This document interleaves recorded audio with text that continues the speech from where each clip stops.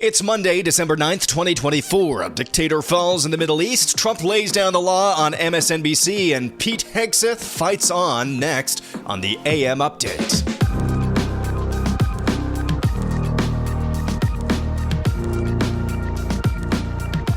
Syrian dictator Bashar al-Assad, who used chemical weapons multiple times on his population, has fled Syria after rebels stormed the capital city of Damascus. Assad, who was trained as an eye doctor in the United Kingdom before succeeding his father as leader of Syria, he, along with his British-born wife and their 3 children, fled their country, according to Syrian television. A video statement from a group of men on Syrian state TV said that Assad had been overthrown and all prisoners had been set free. Syrian Prime Minister Mohammed Ghazi al-Jalali said early Sunday he didn't know the whereabouts of Assad. Reuters and Axios both reported later on that he may be in Russia. Crowds of Syrians gathered in the central squares of Damascus to celebrate. Some chanted anti-Assad slogans and honked horns. In other areas, celebratory gunshots rang out. Syria has been embroiled in a bloody, nearly 14-year civil war as Islamist rebels looked to overthrow the Assad dynasty. The apparent collapse of more than 50 years of Assad family rule over the Syrian Arabian Republic is a monumental turning point in Middle East power politics. I have mixed feelings about this. I'll share those later on. It is a momentous day regardless. When a leader of a country gets overthrown, and violently so, it brings an end, at least for now, to that civil war. Donald Trump, for the first time after his resounding win in the election last month, sat down to talk to mainstream media. Here he is being interviewed by Kristen Welker on NBC, and he says it's going to be a day one priority to pardon the J6ers. I'm going to look at everything. We're going to look at individual cases, yeah. Okay. But I'm going to be acting very quickly.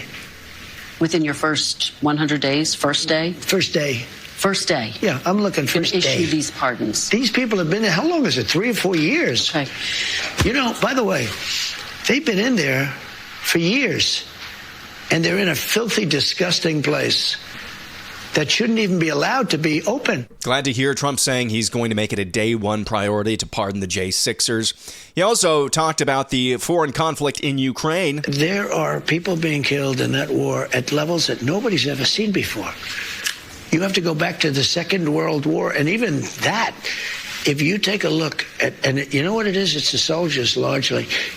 The cities have been emptied out and demolished. The country has been demolished. If I won that election, which you know how I feel about it, I won't get into it because we don't need to start that argument. I think it's an easy argument. It was really proven even more conclusively by the win that I had on this one. But you did had I, sir. Well, that's your opinion, but I disagree with it. Had I assumed, kept control, number one, Israel wouldn't have happened. Number two, Ukraine would have never happened. It would have never happened, Ukraine, Russia. On the topic of the 2020 election, Kristen Welker's question to Donald Trump backfired. Sir, I don't have to tell you this because you've talked about it. It comes at a time when the country is deeply divided. And now you're going to be leading this country for the next 4 years. For the sake of unifying this country, will you concede the 2020 election and turn the page on that chapter? No. No, why would I do that? But let me just tell you, when you say the country is deeply divided, I'm not the president. Joe Biden's the president. But you're going to be the president. No. I'm not the president. So when you say it's deeply divided, I agree. But Biden's the president. I'm not. That was a really good turn of phrase. Not ceding the premise of Kristen Welker's stupid question at all. Finally, on the topic of RFK Jr., Donald Trump just flat out says, this is Meet the Press, national television on NBC. Trump flat out says RFK Jr.'s going to look into any links between childhood vaccines and autism. Let me ask you about RFK Jr. He has obviously talked about his skepticism of vaccines. He's expressed opposition to childhood vaccines. Do you want to see childhood vaccines eliminated? If they're dangerous for the children. Look. So possibly? When you look at some of the problems, when you look at what's going on with disease and sickness in our country, something's wrong. Are you talking about autism? Well, if you take a look at autism, you go back 25 years, autism was almost non-existent. It was, 1 out of 100,000. And now it's close to 1 out of 100. Well, I mean, what's happening? 1 in 100,000, and now it's 1 in 100. That's a pretty bad number. Childhood vaccines. I mean, something is going on. I don't know if it's vaccines. Maybe it's Maybe it's chlorine in the water, right? You know, people are looking at a lot of different things. You know, childhood vaccines. I want them to look at everything. Everything. So childhood vaccines have prevented about 4 million deaths around the world every year. I think that's great. Isn't that... I'm all for it. I think it's great. Hey, look, I'm not against vaccines. The polio vaccine is the greatest thing. If somebody told me get rid of the polio vaccine, they're going to have to work real hard to convince me. I think certain vaccines are incredible. But maybe some aren't. And if they aren't, we have to find out. Moving on, Trump's pick to lead the Department of Defense, that would be Pete Hegseth, continues his march onward. Here he is talking to media late last week. And I'm proud of what I fought for. I'm not going to back down from them one bit. I will answer all of these senators' questions. But this will not be a process tried in the media. I don't answer to anyone in this group. None of you. Not to that camera at all.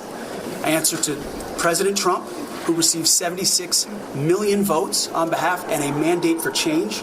I answer to the 100 senators who are part of this process and those in the committee. And I answer to my Lord and Savior and my wife and my family. I'm proud to be here. And as long as Donald Trump wants me in this fight, I'm going to be standing right here in this fight, fighting to bring our Pentagon back to what it needs to be. Amen. And on Friday morning, Donald Trump voiced his repeated support of Hegseth. He said, Hegseth is doing very well. His support is strong and deep, much more so than the fake news would have you believe. So that is some good news, at least for now, because it's my preference. There is rumors going around that Ron DeSantis may be able to step in for Pete Hegseth should he withdraw his nomination for Secretary of Defense. You know, that would be great. I see this as a no-lose scenario. Either you get somebody like Pete Hegseth through and you force the swamp to blink and you lay down a marker and you say, nope, don't try Brett Kavanaughing Pete Hegseth or any of my nominees again. You lay that marker down. Or if they just decide, nope, we're not going to say yes to Hegseth, well, then you can throw in DeSantis at that point. I think that might be what's happening here, but we'll see. Authorities are closing in on the assassin who killed United Healthcare CEO Brian Thompson as divers searched the water of Central Park for the murder weapon Saturday, and investigators traveled to Atlanta seeking video of the suspect. As the manhunt for Thompson's killer entered its fourth day over the weekend, Mayor Adams declared police were inching closer to an arrest. Mayor Adams told reporters at the Police Athletic League holiday party in Harlem on Saturday, quote, "The net is tightening." Police divers were searching for the gun in the lake near Central Park Boathouse, focusing on an area near the structure's foundation and near the fountain. It's unclear if anything was recovered. Meanwhile, the backpack the killer wore contained a jacket. According to law enforcement, it's unclear if it's the jacket worn by the killer.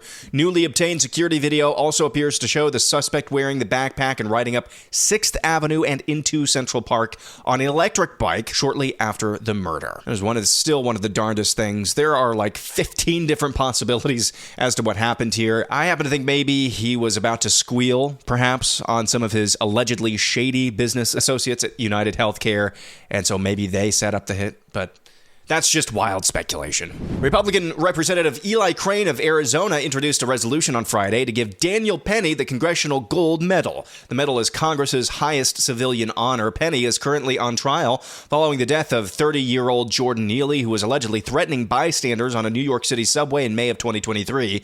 Neely, who had schizophrenia, was allegedly making threats to passengers and behaving erratically, prompting Penny to restrain him in a chokehold.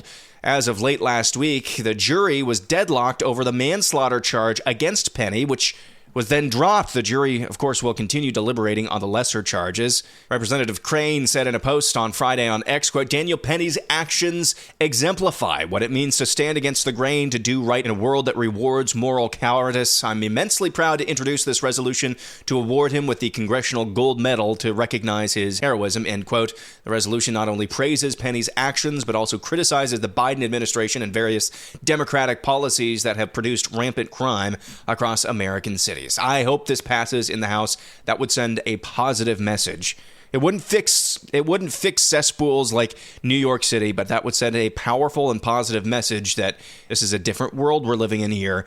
If you try to go after somebody just because they were trying to save people's lives, you're not just going to have unvarnished, unmitigated support. The Congressional Gold Medal, symbolic, yes, but important nonetheless.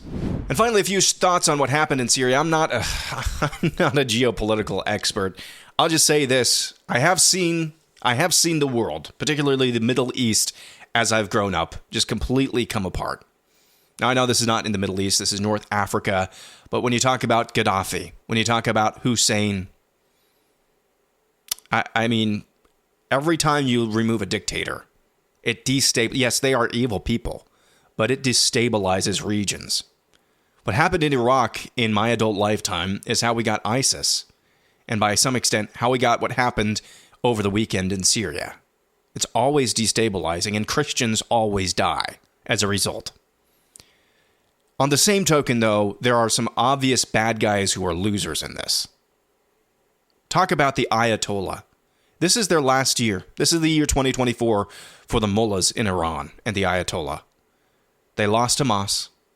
They lost Hezbollah. They lost Syria. They lost some of their missile defenses. They lost their nuclear laboratory. And Trump won the election. That's a terrible year. It's a terrible year. Not a good year for Russia either. They kind of sold out Syria. They were the ones that were kind of defending Bashar al-Assad, and they just kind of gave up. They just gave up. Kind of a black eye for Russia as well. A black eye for a lot of really bad people. But it also means that a lot of bad people are going to be ruling in Syria again. Evergreen tweet. Destabilization, even if it means a dictator has to flee, destabilization is almost always a bad thing. That'll do it for Monday. Back at it again tomorrow. I'm Aaron McIntyre, and this is the AM Update.